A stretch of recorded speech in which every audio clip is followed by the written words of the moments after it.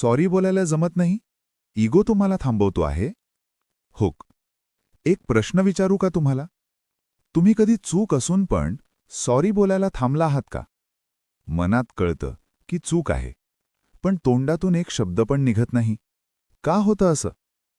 Build emotion. हे फक्त तुमच्यासोबत नाही होत. खूप लोक या एकाच गोष्टीमुळे आपल्या लाईफमधून चांगले लोक घालवतात. आपण असं समजतो, सॉरी बोललो तर आपण कमी पडलो. पण खरंच, ट्रूथ उलटं आहे. सॉरी बोलणे म्हणजे हरणे नाही, ते समजदारी आहे. पार्ट 1. इगोचा गेम. इगो खूप डेंजरस असतो, कारण तो दिसत नाही, पण कंट्रोल सगळा तो करतो.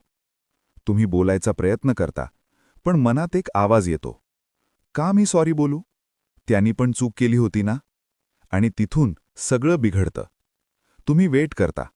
समोरचा व्यक्ती सॉरी बोलणार असं. पण तो पण सेम विचार करतो. आणि दोन्ही साईड सायलेन्स. लक्षात पण येत नाही, पण रिलेशनशिप हळूहळू तुटायला लागतो.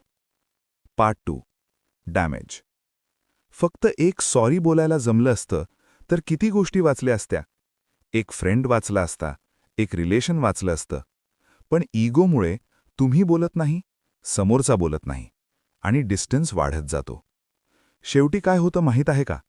दोन्ही लोक वेगळे होतात, आणि नंतर फक्त एकच विचार येतो. त्यावेळेस सॉरी बोललो असतं तर. पण तेव्हा खूप लेट झालं असतं. पण अजून पण सगळं संपला नाही. पार्ट 3. Real strength. लोकांना वाटतं सॉरी बोलणे म्हणजे वीकनेस. पण खरी स्ट्रेंथ काय आहे माहीत आहे का?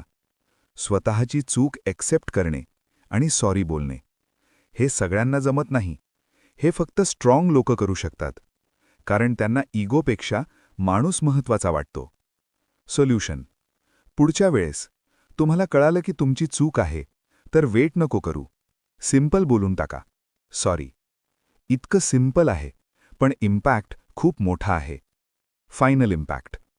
लक्षात ठेवा, इगो तुम्हाला थोड्या वेळेसाठी स्ट्रॉंग वाटवतो, पण शेवटी तो तुम्हाला एकटं करतो. आणि सॉरी, तो तुम्हाला वीक नाही बनवत, तो तुम्हाला बेटर माणूस बनवतो. तुम्हाला सॉरी बोलायला जमतं का? की इगो अजून पण तुम्हाला थांबवतो? कमेंटमध्ये येस किंवा नो नक्की सांगा.